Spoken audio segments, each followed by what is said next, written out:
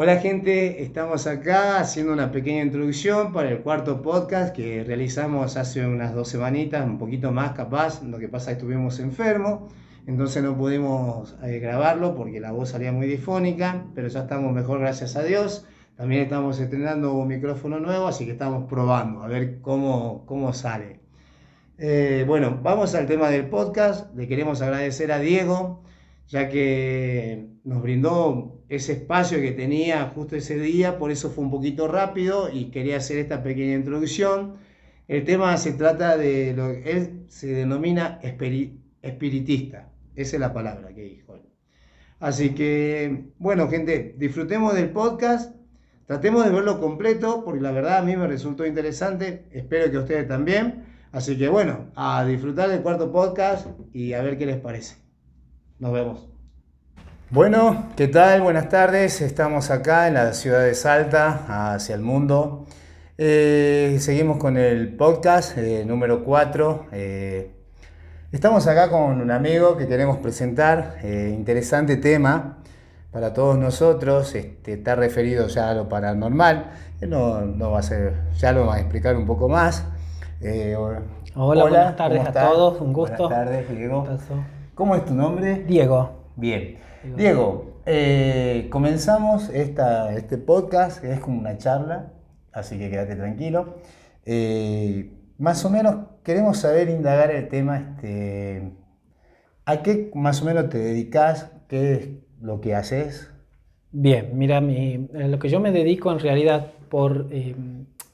para la gente que no entiende, los dones de familia que se viene heredando, es algo que no se puede evitar, no se lo puede cortar, pero sí se puede postergar temporalmente. Lo mío viene por dones familiares que vienen de generacional. Por ejemplo, en el caso mío, en mi generación me toca trabajar en la parte espiritual. Yo soy espiritista. Hace ya 20 años, comencé de muy joven, los dones se me despertaron a la edad de 15 años, pero en ese tiempo entender a los 15 años lo que simboliza o lo que es tener un don o para qué sirve, uno no le presta atención, uno lo fue descubriendo en la misma escuela, en la escuela secundaria, jugando. ¿Cuándo fue la primera vez en que sentiste esa sensación de que tenías algo que no pertenecía, digamos, a tu cuerpo, a tu alma, a tu espíritu? Y los primeros indicios se dieron más o menos a los 15 años.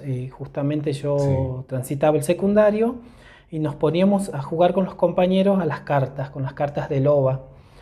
Ahí es donde, en lo que jugábamos a la loba, yo decía cosas como: che, vos te vas a quedar de curso, vos te vas a llevar 5 materias, che, tu novia te engaña. Pero nos reíamos y era un juego constante. ¿Vos en ese momento sentías que lo decías porque ya sentías que era verdad lo que estaba diciendo?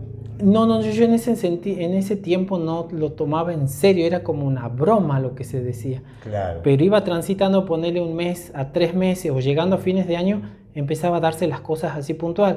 Por ejemplo, al mes de que le dije tu novia te engaña, se daba.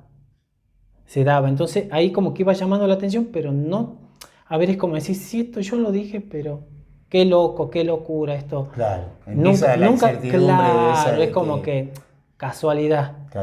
Fue una casualidad.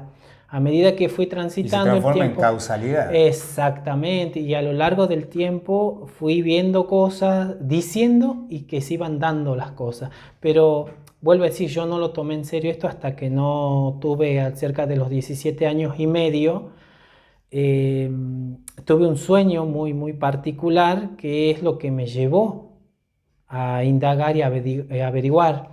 El sueño es muy loco porque, bueno, soñé una persona que era familia, que tenía también los dones, que entró a mi casa, se sentó y me dijo: anda a verme. Salió, se levantó y se fue. Pasaron unas semanas, encontré a esta persona en el centro, sabía que era familia, pero hasta en ese entonces yo no tenía contacto con esa persona. Claro. Sabía que era una parienta, pero bueno. Tránsito le encontré a la semana en el centro, nos pusimos a charlar, me preguntó cómo estaba mi papá, cómo estaba mi abuela, una charla así entre familia y le dije, tengo una duda, pues sé que te soñé, me dije, y entonces ahí es donde ella me dice, sí, anda, veme. Entonces ahí acordamos y ahí me pasó su dirección, su teléfono, todo y yo fui a verla. Entonces ahí él ya me explicó de la nueva camada de familia, vos tenés un don que no todos los pueden heredar, porque por ejemplo mis hermanos no heredaron ninguno nada. Claro. En el caso mío, bueno, me tocó. Después me dice, pero esto recién vos podés asumir los dones a los 18 años. ¿Es sí o es no? O sea, vos lo podés aceptar o no. Por más que vos no lo aceptes, esos dones quedan suprimidos, pero siguen estando. No se utilizan, pero poner en los sueños, las premoniciones. Es como que lo caducás.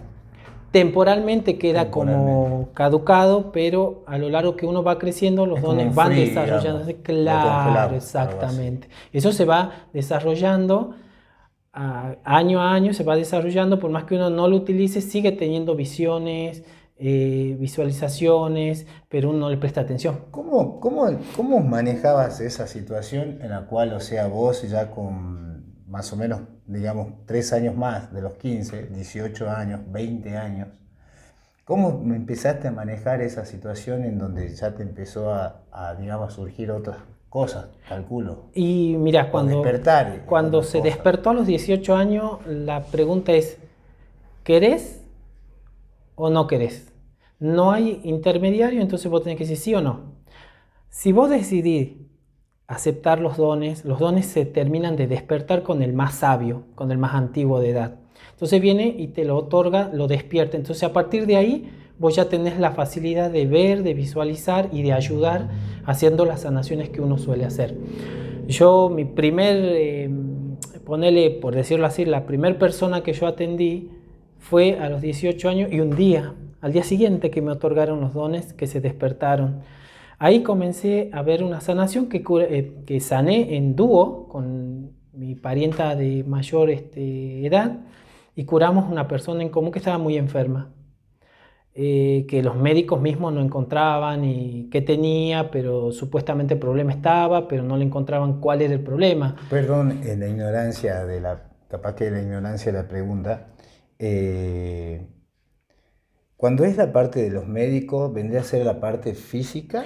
Física, pero ¿qué pasa? Eso es lo que el médico o la ciencia determina, pero muchas veces las enfermedades no están detonadas en lo físico, sino en lo espiritual, que maneja todo el cuerpo. Lo espiritual es como la nafta de un vehículo. El vehículo puede ser nuevo, pero si no tiene nafta no anda. Lo espiritual es lo que alimenta todo. Y hay una parte que siempre las personas tienen que tener en cuenta, que tanto lo físico como lo espiritual y lo emocional tiene que estar todo en perfecta armonía. ¿Cuál es el problema? Que el ser humano siempre está mal emocionalmente o físicamente se empieza a enfermar y espiritualmente lo que hace se aleja de todo lo espiritual o busca lo espiritual pero de una manera no muy convencional porque busca lo malo, no busca lo bueno.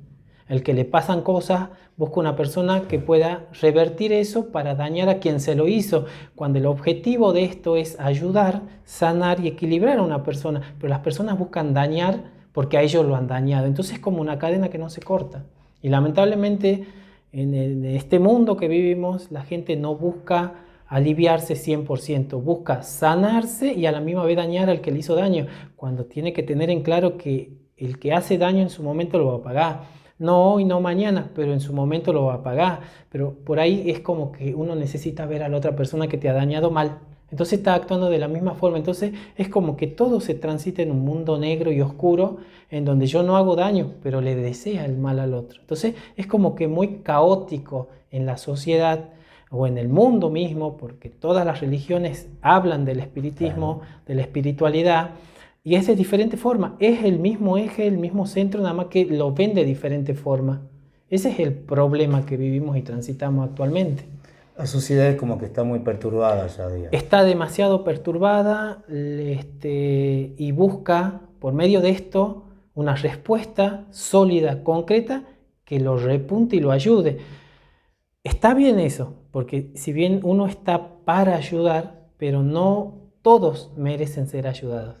Porque si bien la ley espiritual es certera en decir todo ser humano necesita ayuda, así sea un pescadito, un pajarito, un animalito necesita ser ayudado, sí, es cierto, pero a mi modo de ver y en los años que vengo transitando esto, para mí no es tan certera esas palabras, digamos, porque no todos merecen ser sanados. Yo no puedo sanar un león cuando el día de mañana, cuando esté sano, me va a comer a mí y a los que estén a mi alrededor. Entonces es contradictorio. Ahí es donde se contradice muchas veces entre la religión y lo espiritual, que la religión y lo espiritual es uno mismo, nada más que está dividido porque se trata de hacer creer una doctrina diferente a la espiritualidad. Entonces como que, está bien, Dios es el eje central de todos, y en especial en nosotros los que somos espiritistas, Dios maneja el ciclo y cómo nosotros tenemos que manejarnos.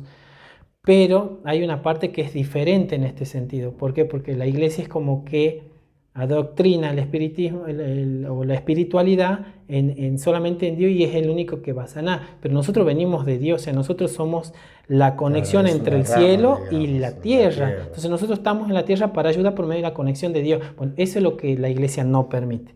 Solamente permite que el sanador máximo es Dios.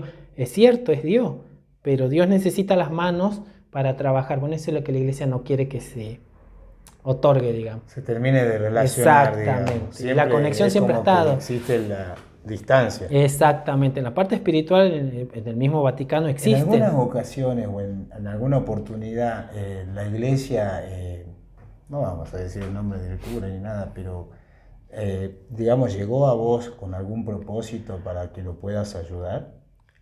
El sacerdote no, porque tiene prohibido. A la par con un cura, claro, no. El sacerdote tiene prohibido por la ley de la iglesia, pero sí mandó a sus feligreses.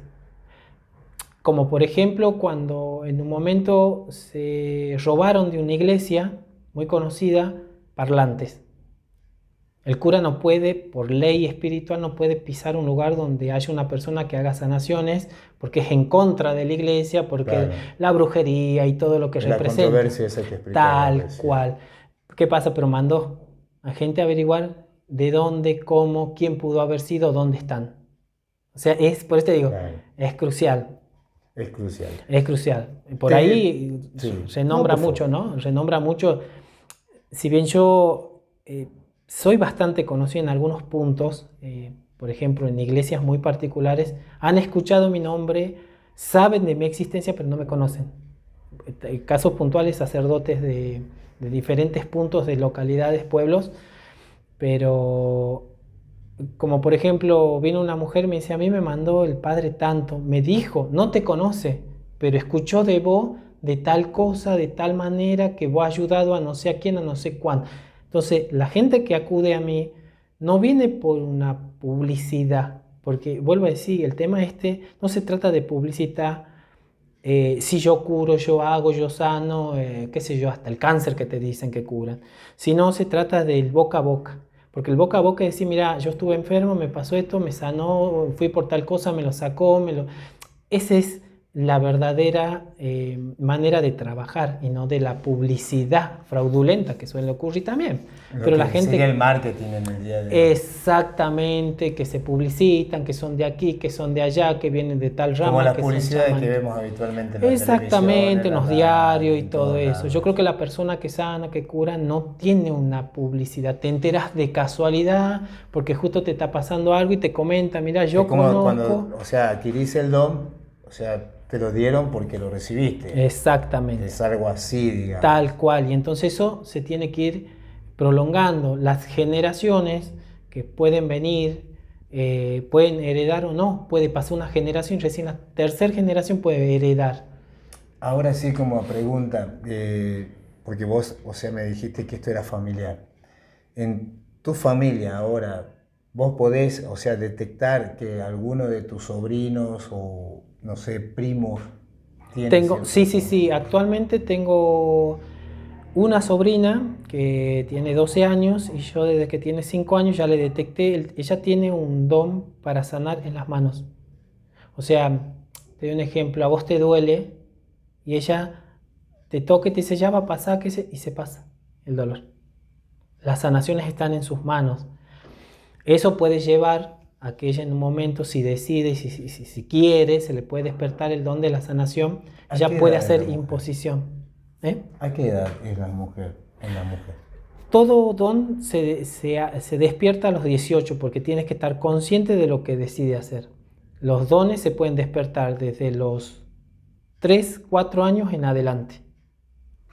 Pero ¿cómo te das cuenta? Porque uno va descubriendo y va viendo. Yo a la edad de 5 años, esta sobrina jugaba con mis cartas, digamos, y decía cosas, pero era chiquitita, no entendía lo que decía. Pero ahí te das cuenta que va descubriendo dones. Después, a lo largo de que he ido transitando los 9 años, 8 años, iba haciendo cosas, entonces ahí está. Más allá de la decisión de los padres, que puedan decir yo no quiero que mi hija agarre ciertas cosas, no depende de ello, depende de la persona que tiene el don, si quiere o no quiere. ¿Entendés? Pero bueno, es muy complejo también agarrar y aceptar los dones. Claro. No es fácil porque tenés que vivir con muchas cosas, más lo que trabajamos en la parte espiritual. Es complicado porque los primeros tiempos, los primeros años, a mí me ha tocado vivir que no me dejan dormir. Y cómo de un mundo de tranquilidad, de que no se creen estas cosas, que nunca has visto nada, esas cosas son mentiras, y de pronto ver todo de golpe, gente que no está, pero que a la misma vez te toca, que te mueve, que te hace cosas, entonces es como muy difícil saberlo llevar. Y si no sos fuerte y físicamente, espiritualmente y mentalmente no sos fuerte, eso te puede llevar a un mundo de perturbación mental. Porque vos no sabes si estás viendo, estás inventando, estás loco, estás sano. Claro, ¿entendés? Lógico. Ver gente que se te cruza y vos decís, ¿has visto eso? No, yo no he visto nada. Pero uno sí lo ha visto. Entonces, esas cosas también es contraproducente porque no sabes con quién hablarlo. Y contraproducente también con tu entorno. Digamos. Exactamente, porque dices, che, este está loco, este le pasa tal cosa, mentira, no ve. Claro. Entonces, eso por ahí tiene sus consecuencias también. El decir he visto, o veo, o siento. Es como decir, sonaría un poco gracioso, pero viste que el artista tiene una carga en donde es famoso, pero ustedes tienen una carga en donde es natural. Digamos. Es natural, exactamente. Y la carga es muy pesada porque depende de lo que uno diga, vea y aconseje, la otra persona lo va a hacer, porque viene entregada a uno. Y ese es el error de estas personas que en un momento juegan con la creencia o la necesidad de la gente y se aprovechan. ¿Cuál es el tema? Que después todos caemos en el mismo sitio de decir todos son unos chantas, todos son unos sinvergüenza o infinidad de cosas que te pueden decir. Pero por ahí es muy difícil conseguir gente que realmente sepa curar o que sepa hacer una sanación o que te pueda ayudar. Porque hay veces la persona con solo estar presente delante de esa persona, el diálogo, la charla y el asesoramiento que se le puede dar, ya salen alivianados y empiezan a ver de otra manera, visualizan de otra manera el problema que tienen. Claro, es como que visualizan ya un punto a favor, o sea, con un positivismo, digamos, tal después de haber interactuado con vos. En el caso, en el caso quizás de esas personas que están buscando estafar, ¿qué hacen? Si vos no te haces cura conmigo, no te va a ir bien. O sea, nunca ponen el bienestar de la persona, sino el bienestar de uno, de decir, tenés que curarte conmigo para que te vaya bien. Y no es así. Entonces ahí te das cuenta de muchas cosas. Pero también la gente tiene mucha culpa en esto. O sea, yo vuelvo a decir, los estafadores, en tantísimos años he visto muchísima gente supuesta sanadora y colectividades y hasta la misma religión está un bandista que no le entienden, pero que se meten a hacer culto y que la gente cree porque necesita creer en algo, se mete a la boca del lobo. Porque lo espiritual es tan jodido que cada cosa, cada invocación o cada situación que se genere en esos cultos traen gente, o en este caso traen espíritus que se te pegan y empiezan a ocasionarte 10.000 millones de problemas, desde la enfermedad, desde el atosigamiento en las casas, desde las peleas, desde las discusiones, que todo es espiritual, pero uno como no lo ve, no es tangible, no lo cree hasta que no está mal o acude a alguien que le diga. Así surge esta cuestión de ir a ver a alguien, pero la curiosidad es más fuerte que la necesidad. Hay veces van por curiosidad a ver. No por una Esa es la necesidad. pérdida, exactamente. Claro. Pero bueno, vuelvo a decir, la sociedad tiene mucho que ver y que alimenta a estas personas que dañan o que sacan o que estafan, porque estafan bastante y los hacen endeudar y siguen igual o siguen peor porque encima del problema que han tenido se han endeudado para pagar esto que no han tenido, digamos. porque a veces no tiene nada. Yo vuelvo a decir, la gente, ponele de cada 10 personas que yo pueda ver, 1 o 2 quizás tienen un problema de una brujería, de algo que le hayan hecho, que no sea natural. El resto tiene consecuencias de acciones y decisiones que ha tomado y busca una solución mágica, como le digo yo, por algo que hizo. Entonces hay cosas que hay que identificar. Que podríamos identificar el problema de antemano y tomarnos y ahorrarnos el trabajo de estar yendo a buscar a una persona para que me solucione el mismo problema que yo generé. Digamos. Exactamente. Yo, por ejemplo, me dedico a asesorar. A mí cuando me preguntan, yo digo, yo soy asesor, nada más. ¿Y asesor de qué? De negocio, de pareja. Nunca digo, soy espiritista, soy curandero, hago esto. No, porque es como que eso está tan quemado y a la misma vez la gente que te mira extraño. Entonces yo siempre digo, mira, qué bien. Entonces yo tengo mucha gente que viene y yo siempre trato de prevenir. En lo que prevengo es lo que ayudo a que la gente no cometa el error. Hay gente que viene y me dice, me pasó tal cosa, pero yo te dije, sí, pero es que yo pensé que no me iba a pasar. Bueno, entonces, ahí sí es donde uno actúa. Bueno, en ese caso yo soy una persona muy directa, entonces le digo, bueno, jodete, porque yo te dije, has venido, has gastado mi tiempo, has gastado tu plata para prevenir y no lo has prevenido, entonces yo no puedo hacer nada si vos no has hecho caso. Entonces, en ese sentido, y te puedo asegurar que en estos 20 años que vengo haciendo lo que hago, la gente me conoce y sabe. Y todo el tiempo es el boca a boca, gente nueva, gente que viene. Hay gente que no puede entrar acá. No puede entrar, ¿por qué? Porque viene con una maldad. Entonces yo ya de antemano, mi misma gente que viene me dice, mira, tengo una tía, una prima, una amiga que está mal. ¿Cómo se llama? Fulana de tal. No sirve, no la voy a atender, que busque otro lugar. Corto, sencillo, no me preguntan por qué, pues ¿sabes? Si yo digo no es por algo. Como así también han venido gente que dice, mira, tengo a mi hijita, tráela ya. Ya la traen, ya la vemos, qué le podemos hacer, qué podemos hacer para salir. Entonces eso también es, yo creo que se basa en la verdad, en la espiritualidad, que hay que tomarla muy en serio, que hoy en día la verdad que la espiritualidad es como que todo una cuestión de una moda, y que se meten a los cultos, practican, llaman, invocan, pero no saben dónde se están metiendo. Es algo muy jodido. Tengo una pregunta como la pregunta popular, digamos. O sea, siempre a lo largo de lo que va de mi vida, digamos, o sea, no tampoco a lo largo, pero lo que va de mi tiempo de vida, escuché, digamos, en comentarios de personas que hablaban del famoso juego de la Ouija, del famoso, hasta un curá también escuché. Sí. ¿Esas cosas son de verdad? ¿Pasan de verdad? Por ejemplo, el tema de la Ouija, el tema de la copa, el tema de las llaves, el tema de la invocación en general de los espíritus, nunca una persona común, por decirlo así, de ponerse a jugar, de tomarlo como un juego, nunca termina siendo un juego. La invocación actualmente, casualmente en su totalidad, y tienes que haber escuchado, los exorcismos que se están produciendo. Actualmente en Salta han decretado exorcistas. ¿Por qué? Porque se están dando muchos los casos de posesión. Y no específicamente de posesiones demoníacas, que estamos hablando de algo grosso, pero sí estamos hablando de gente que actúa rara, que trabaja de una manera extraña, que hace cosas extrañas. ¿Por qué? Porque la posesión de la invocación de espíritus que constantemente nos rodean, porque hay un doble plano en nuestra vida, digamos. Nosotros hoy estamos físicamente acá, pero paralelamente a nosotros hay otro plano donde están los espíritus. Los espíritus que están condenados, los espíritus que no pueden ascender, los espíritus que no pueden subir a la luz, rondan, deambulan por todos lados, que la mayoría son personas que han muerto trágicamente, se han suicidado, han tomado malas decisiones, mataron a otras personas y quedan condenadas. Tienen un proceso de purificación para poder subir, pero hasta eso tardan, y llega un momento que en el mismo ámbito espiritual, en el plano paralelo al terrenal, es bastante complicado porque hay muchas almas condenadas.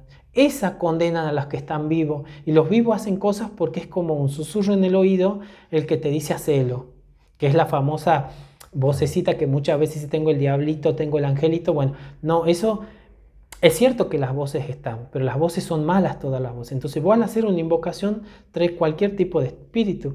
Puede haber sido un espíritu que capaz que ha muerto hace poco, puede ser un espíritu que viene condenando a otro, que viene haciendo suicidar a otro. Entonces busca que a lo largo, a todos los que han estado en ese círculo de lo que puede ser la ouija, la copa, la llave, todas las invocaciones, a lo largo a todos les va a pasar algo y todos tienen que terminar por lo mismo. Entonces se termina condenando, son almas nuevas condenadas y sigue y no se rompe la cadena. Pero bueno, eso lamentablemente no se les puede hacer entender a la gente porque la necesidad y la curiosidad es mucho más fuerte que la necesidad. Entonces hay gente que quiere hablar con el ser que se ha ido. El ser que se ha ido por algo, porque ya está dictaminado, Dios se lo lleva, tiene su proceso, estará en el purgatorio, como dice la iglesia. Pero no tenemos por qué contactarnos. Tuvo su tiempo en la tierra. Si vos no lo has contactado cuando ha estado vivo, no has hablado, te has enojado, te has molestado y de por vida y lo has ido a ver en un cajón, eso ya no pertenece al que se fue, sino al que está vivo. Tiene que cargar con esa cruz. En algún momento lo pagará en presencia de Dios, como disculparse o pedir disculpas de lo que pudo haber pasado en su tiempo. Pero a veces tratan de decir, necesito que me perdone, necesito contactarme, necesito saber. El muerto está muerto, el cuerpo está inerte, se tiene que podrir, se tiene que hacer polvo. Y el alma es la que trasciende, pero ¿qué pasa? A veces tiene su periodo. Claro. También dependiendo cómo ha sido esa alma, esa persona en vida. Pero ese es el error más grande. Los seres humanos queremos contactarnos con el muerto porque lo extrañamos. El muerto, está bien, ya no le duele, no sufre, no padece. Tendrá su proceso, pero no sufre. Pero a veces el egoísmo del ser humano de perder a alguien y que nos duele, obviamente, como a todos, claro. Pero también tenemos que tener en cuenta que estamos prestados en este mundo. Nosotros no pertenecemos a este mundo, solamente Dios nos pone, después nos lleva. Entonces ese es lo que lleva a que se pongan a averiguar, y sobre todo los chicos que joden y juegan y transgiversan esto mal, digamos, la espiritualidad lo transgiversan re mal y lo toman como una broma, pero después así suceden las posesiones, los hostigamientos espirituales y llegan al punto en el que tienen que acudir a un exorcista, un cura, digamos, para poder sacar. O sea que estamos hablando que no, pensaba que solamente se podía hacer exorcismo hacia una persona que ha sido poseída. O sea que, me dijiste los ataques espirituales. Los ataques espirituales son cuando una persona está muy débil y aparte viene haciendo cosas. Por ejemplo, he tenido casos de gente que no sabía por qué le pasaba tal cosa o por qué se quedaban quietos y transitaban las horas y nunca hizo nada. Y tenía 10.000 millones de cosas que hacer. ¿Por qué? Porque llega un punto en el que te queda quieto. Pero los ataques espirituales ocurren a partir de las 7 de la tarde en adelante.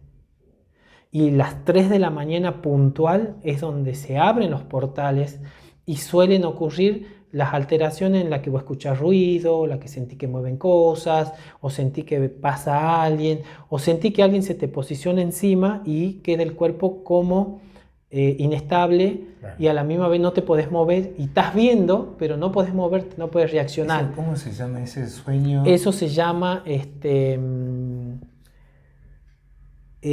parálisis del sueño. Parálisis del sueño. En la parte científica es parálisis del sueño, pero la parálisis del sueño en realidad parte de 2 puntos, en el cuerpo físico y el cuerpo espiritual. Son uno solo.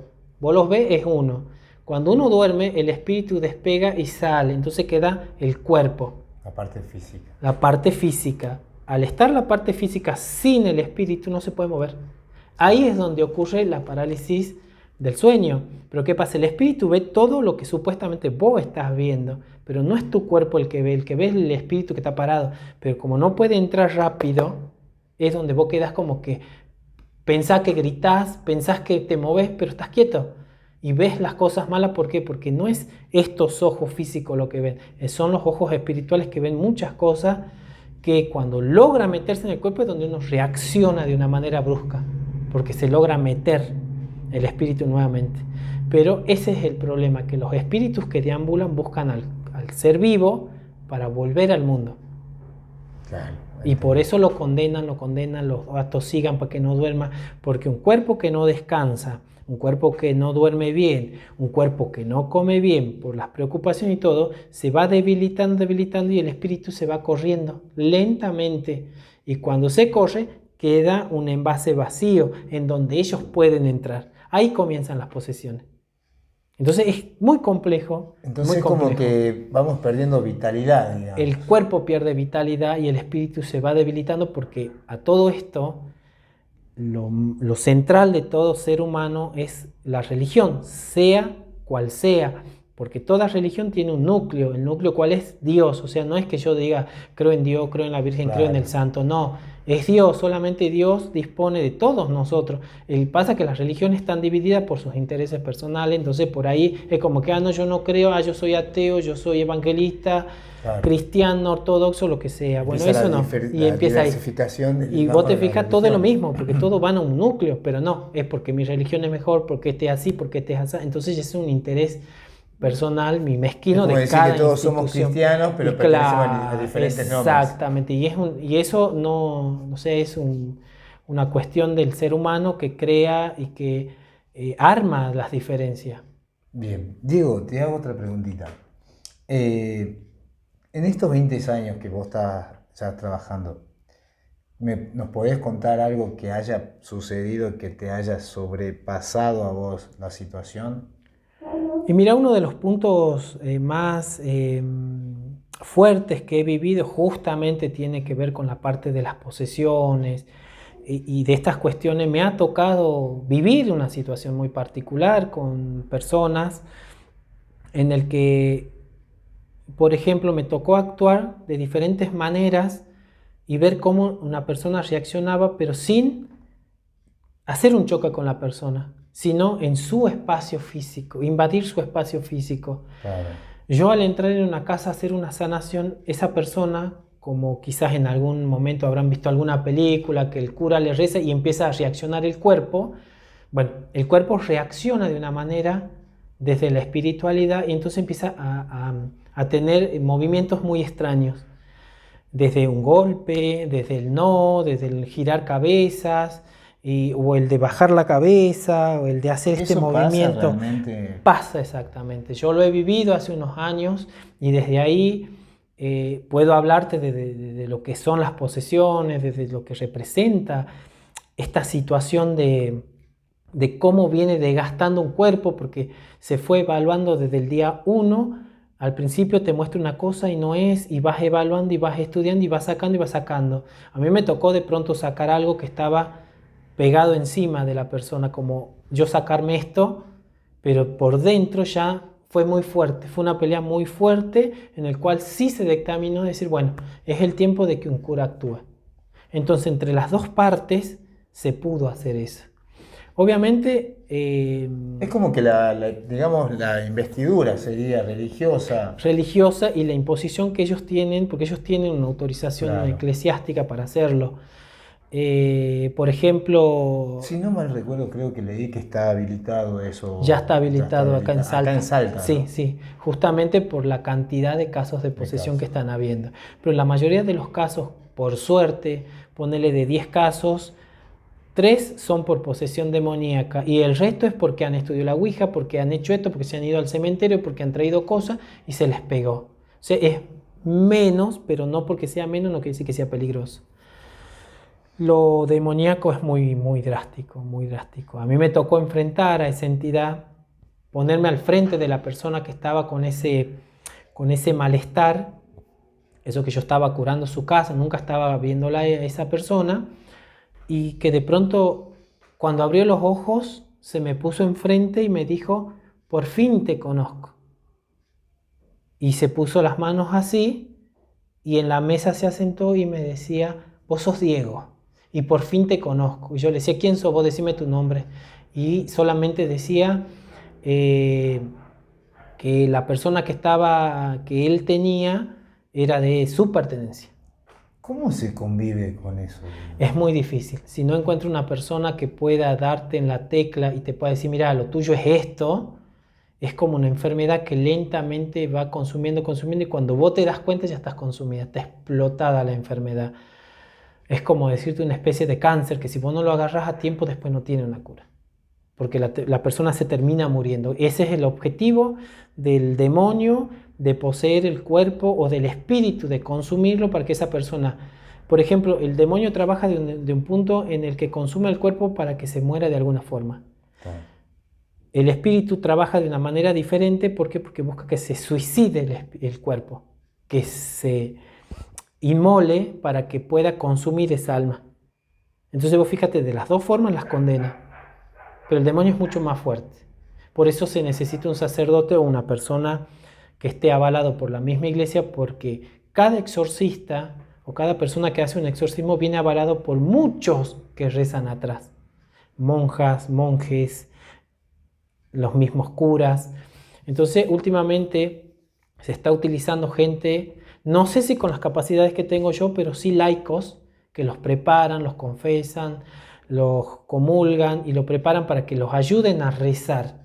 El cura hace la imposición y ustedes, los que están alrededor, tienen que rezar para que la oración llegue y lo voltee y lo empiece a debilitar. La oración es un arma muy fundamental en el exorcismo, porque va debilitando, pero a la misma vez, al ser como un animal herido, lo primero que hace es tratar de morder, de defenderse. Entonces busca pelear. Ahí es donde sacan fuerzas sobrenaturales, tratan de desestabilizarte emocionalmente porque te sacan recuerdos del pasado, pero eso es cuando un demonio está en el centro de una persona. O sea que estamos hablando de que la persona en la cual está poseída conoce tu vida.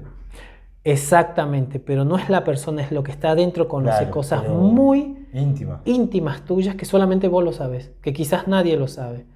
Ahí es donde desestabiliza tu esencia de decir yo tengo que concentrarme en curar, pero ¿cómo te puedes concentrar? Porque ahí te corta la inspiración Pero y ahí la concentración. que entramos en otra rama de cómo llega a saber esa entidad. Exactamente, pero porque el diablo está en todos lados. El diablo está en donde nos hace hacer macanas. Entonces sabe de tus miedos y sabe de tus temores y sabe de tus acciones. Por más que nadie la sepa, él sí sabe. Al igual que Dios sabe lo que has hecho. Entonces por eso tiene su repercusión. Y ellos siempre tratan de desestabilizar. Ha pasado a muchos sacerdotes que le ha tocado pelear con el mismo demonio y que el demonio lo retaba en decir, vos hiciste tal cosa.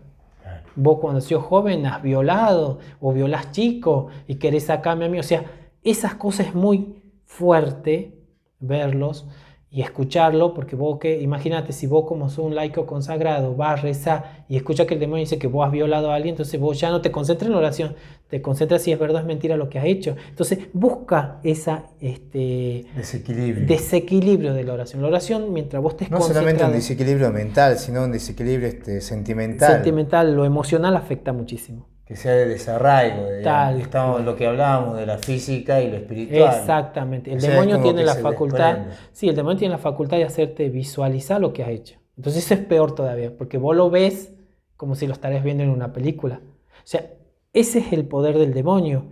Es fuerte, pero no hay poder más grande que el de Dios. Entonces hasta el mismo demonio le tiene miedo. En todo exorcismo siempre tiene que estar presente y vigente la imagen de la Virgen, porque es la que él le tiene tanto temor a la Virgen por su llanto, por su dolor y por su entrega a Dios, que cuando la Virgen intercede, sabe que la intercesión es inmediata. Claro. Entonces nunca, el demonio siempre respeta a la Virgen y en algunos casos la insulta, pero la respeta. Es como que la insulta y a la misma vez dice perdón, pero porque sabe que es una entidad tan fuerte la imagen de la Virgen que puede llegar a resolver ella misma todo, o hace la intercesión con su hijo o hace la intercesión con Dios mismo. Entonces eso por ahí también es como, vuelvo a decirte, son cosas de creer o reventar, pero a lo largo de estos años he visto muchos casos y me ha tocado vivir un caso bastante grosso. A partir de ese caso han salido de otras provincias del norte buscándome porque habían personas que estaban entre poseídas o que le habían hecho un trabajo. Y en eso yo empiezo a indagar y a ver y a buscar. Era la misma entidad que ya me había enfrentado una vez. O sea, esa salió, se fue a otro lado, pero busca volver a tener un choque conmigo. Entonces eso es lo que uno tiene que cuidarse, porque ya es como si fuese algo personal con uno. ¿Entendés? Como que uno lo saca, lo expulsa, se mete en otro y es como que busca volver a tener una revancha. Entonces eso también es muy delicado. De por sí yo no me dedico a hacer eso. Claro. Pero me ha tocado vivir situaciones en las que tuve que actuar de una manera muy particular. Pero siempre he sido una persona cauta en ese sentido y cuando llegué a un punto de decir, bueno, hasta aquí mi presencia, necesitamos una presencia mayor, es donde se lo lleva a un cura, digamos. Pero bueno, hoy gracias a Dios esa persona está bien, logró salir, el cuerpo queda muy sensible después de esto, ya las sensibilidades sensoriales quedan muy latentes, como que vos vas caminando y ves una sombra, es como que se despierta el tercer ojo. Todos tenemos la facultad de sanar, de curar, de alivianar, pero ¿qué pasa? Que la mayoría lo tiene dormida. Por eso nosotros siempre hablamos del don que tenemos, pero porque el don se nos despierta. Claro. Pero si nos ponemos a analizar, todos, desde el más chico hasta el más grande, puede curar, pero no tienen los dones despiertos.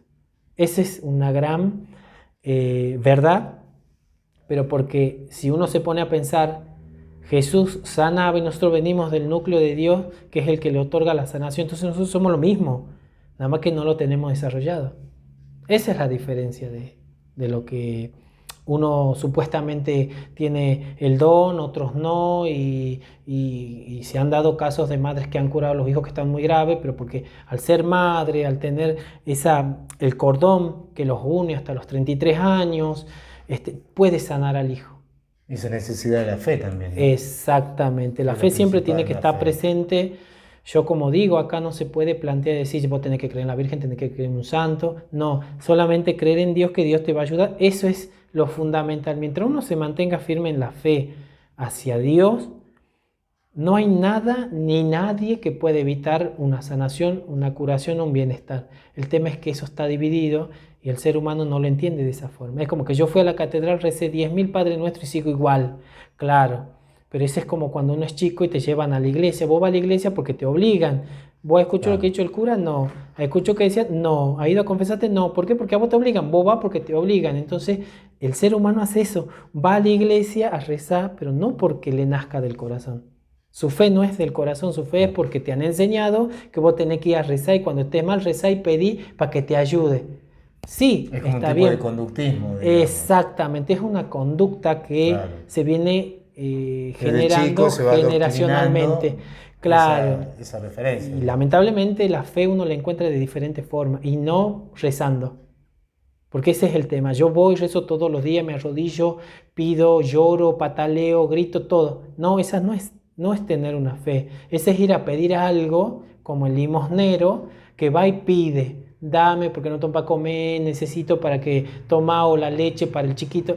Bueno, la fe es eso de la gente. Esa es la fe que la gente tiene. Entonces no tiene una fe verdadera.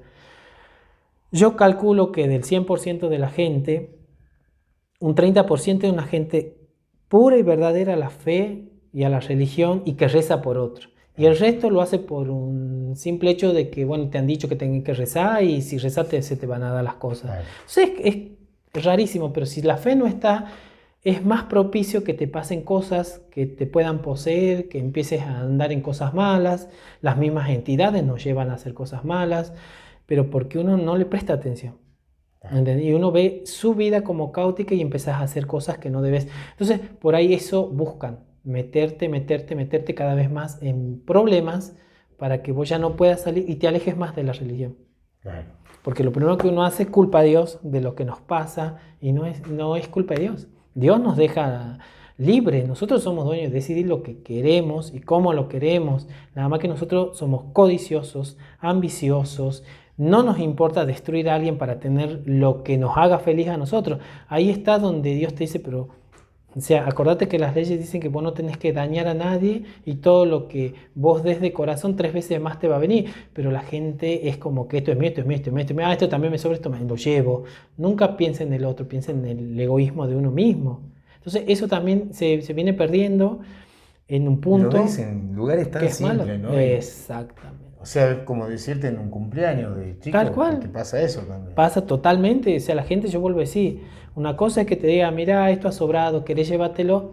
genial, ahora llévatelo porque si vos ya has comido, ya has bebido, te han ofrecido esto, ¿para qué llevas? O sea, Yo aprendí hace un par de años recién eso de decir de que si haces un favor lo haces porque lo sentís porque lo y sentí, querés. no por una No por una conveniencia. cuestión de un feedback, de que bueno sea recíproco, de que yo te hice el favor, también quiero que lo devuelvas. Exactamente, tal cual, es así. Uno tiene que hacer las cosas desde el corazón y no desde un pensamiento y desde un ¿qué me va a retribuir? Porque por eso digo, la sociedad en sí, el mundo en sí, es todo un esto por esto. Si vos no tenés esto, no te puedo dar esto, por más que me sobre. Entonces eso es lo que actúa mal y ahí actúa el demonio, ahí actúan las entidades todo el tiempo, o sea, las personas que lamentablemente caen en el tema de las violaciones, en el tema del suicidio, en el tema de las matanzas, todo eso el demonio está metido en el medio. Y las mismas entidades te llevan a hacer cosas. Las entidades no precisamente demoníacas, pero sí espíritus condenados que terminan convirtiéndose en demonios a lo largo de su vida, que transitan en este plano, que no se van, entonces deambulan y es como buscar a quién joder, a quién llevar y a quién seguir alimentándose, porque eso alimenta. Entonces por eso hay tantas cosas malas. Pero bueno, eso la gente no la entiende, digamos. Porque vos le decís a la gente como que no, yo soy bueno, pero no termina de salir de la iglesia y ya está hablando de tal persona, de tal otro, de tal motivo. Entonces no es entendible si vos vas a rezar por todo el mundo para que esté bien, para que se sane, para que la persona que está enfermita se componga. Y después salí y decís, che, vos sabés que le invito a la fulana y tal, así se ha puesto unos tacos altos, una pollera larga o una joya. Entonces es contradictorio su ayuda, supuesta ayuda, y a la misma vez está hablando mal de alguien. Entonces es como que no se entiende qué buscan. Es como que sigo digamos, la religión, pero no respeto su totalidad. Exactamente, es que no la respetan. Y como te digo, es más un modernismo de decir voy a la iglesia a rezar, si viene el culto al milagro, tengo que ir todos los días a rezar, porque la Virgen está el año redondo en esa catedral, el Cristo está el año redondo, puedo poder ir cualquier momento y ir a rezar. No, cuando llegan los pobres peregrinos, que también algunos tienen sus cosas, quieren estar ahí, cuando en todo el año no van. Entonces no es entendible esas acciones, y sobre todo en una procesión, en un evento de estas magnitudes, de ir a pelear por un lugar. Claro. Entonces no es entendible, yo nunca Donde entendí. cada vez es mucho más auge de gente y... Claro, pero es como un modernismo, no, porque yo estuve en el milagro. Mira, tengo fotos con la Virgencita cuando pasa, o me fui hasta adentro, me saqué una foto en los pies de la Virgen. O sea, todo es un modernismo y no habla de la religión. Entonces eso es lo contradictorio, pero la gente no entiende, la gente se molesta, porque si vos hablas de estas cosas es como que estás hablando de una religión. Ah, no, yo no creo, no, yo soy ateo, yo soy evangelista, yo soy esto, yo soy aquello. Nadie habla de que te hagas cristiano o católico o lo que sea, sino se habla de que la religión es una misma, pero la religión nace desde aquí, no desde aquí ni desde la lengua, porque hay gente que hace donaciones muy fuertes a la iglesia, pero hace mucho daño. Entonces no se entiende. Igual los mismos sacerdotes tampoco dejan mucho que desear. Por ejemplo, en la religión cristiana, si vos hablas mal de un cura, ya estás en pecado porque estás hablando mal del cura. Ahora, el cura tiene una función, pero también tiene sus errores. ¿Por qué? Porque el cura mismo hace cosas que hace un hombre común. Entonces está esa cuestión de que hay que permitirle al cura que tenga mujer porque así no va a violar. No, el cura no tiene que violar a nadie, no tiene que ni a una mujer, ni a un nene, ni a nadie. Pero ¿qué pasa? Es un hombre. Pero también es cierto que el sacerdote elige esa vida de celibato, entonces nadie lo obliga, pero no se da cuenta que las acciones o los accionares del hombre de por sí, que se maneja por impulso y después reacciona de que no lo tendría que haber hecho, pero hasta eso ya lo hizo. Entonces ya queda en un punto quebrado. Por eso la religión está quebrada también, porque hay muchas cosas que están tapadas. Pero bueno, es no hablemos de una cuestión clara. Muy complejo. Es complejo el caso ese de los sacerdotes, pero bueno. Diego, para ir redondeando el podcast, el último mensaje, más allá de los 100 mensajes que le diste a la gente. Bueno, yo lo que le puedo recomendar a la gente, que vuelvo a decir, no es una cuestión religiosa, sino que traten de enfocarse en estar bien uno mismo, en tratar de enfocarse en sanar los males, las molestias que uno tiene y estar bien con el prójimo.